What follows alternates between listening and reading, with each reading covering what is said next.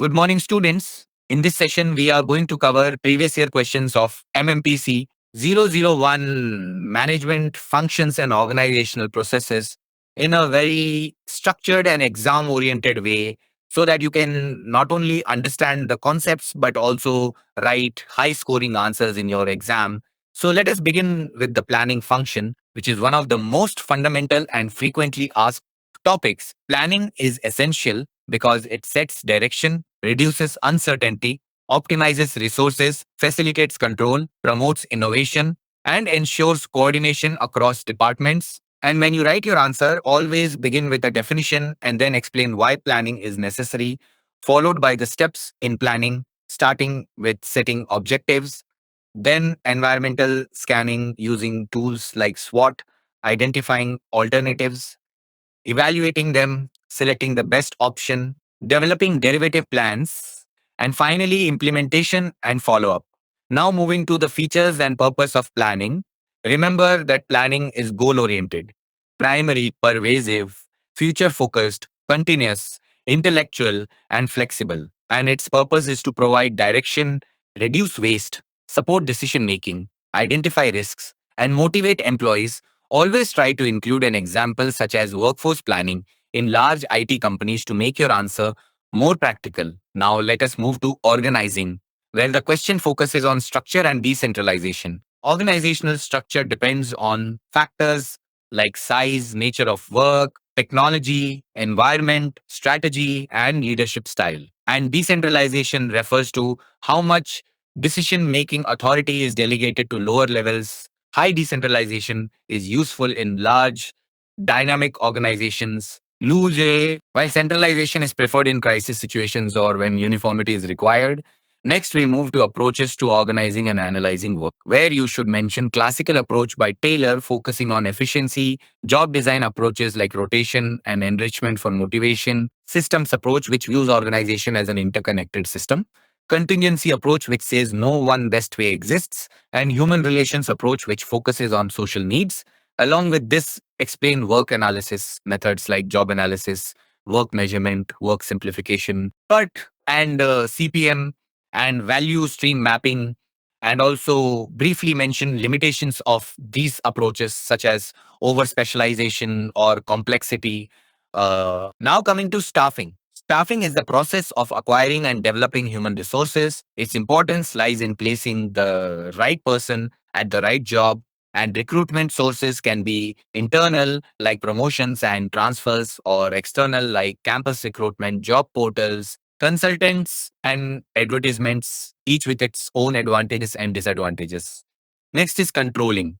Controlling is a continuous, forward looking, and action oriented function linked closely with planning. And a good control system must be accurate, timely, economical, flexible, focused on exceptions, and must lead to corrective action.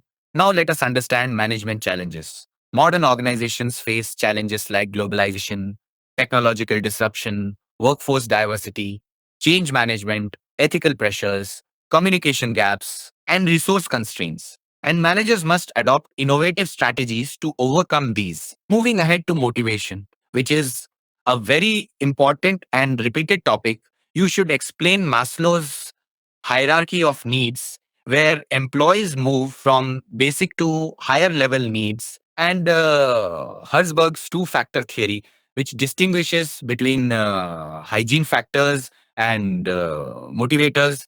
Along with this, also mention expectancy theory, where motivation depends on expectancy, instrumentality, and valence, and factors affecting motivation, such as individual, job, organizational, and social factors. Now, let us discuss leadership. Leadership styles include autocratic, democratic, laissez faire, transformational, and transactional. And modern leadership requires adaptability, empathy, and digital skills. Situational leadership suggests that leaders must adjust their style based on team readiness. Next is communication, which plays a vital role in coordination, decision making, motivation, control, and culture building. Communication barriers can be physical, semantic, psychological, organizational, and cultural. And these can be minimized through clarity, feedback, proper channel selection, active listening, and organizational support systems. Now let us move to organizational change and culture.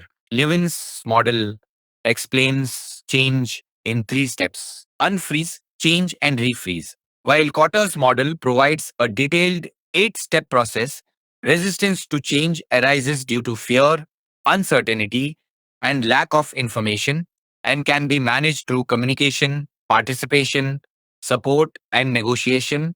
Organizational culture refers to shared values and norms and plays a critical role in performance, employee behavior, and change management. Now, coming to decision making.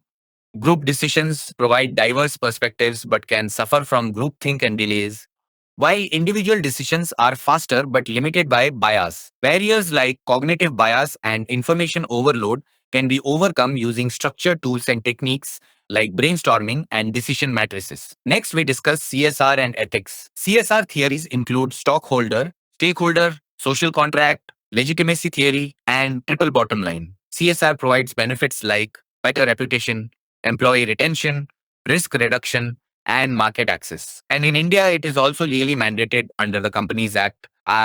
Uh, Now, let us quickly cover important short notes such as PERT and CPM for project management, scientific management by Taylor, focusing on efficiency, Hawthorne studies, highlighting human relations, directing as a continuous and human centric function, and line and staff organization. Next, we move to case study approach. Always identify the core problem, analyze behavior using theories, suggest alternatives, and justify the best solution with logical reasoning. For example, in the Renu case, the best approach is counseling combined with job enrichment.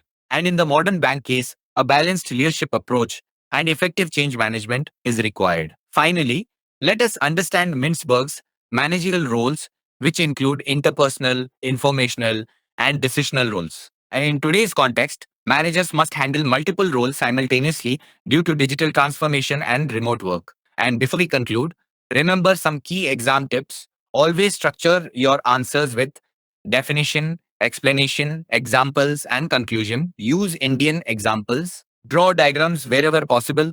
Focus on case studies as they carry high weightage. Manage your time effectively and prioritize high frequency topics like motivation, communication, leadership, and planning. So keep practicing, stay consistent, uh, and you will definitely score high marks in your exam. All the best for your preparation.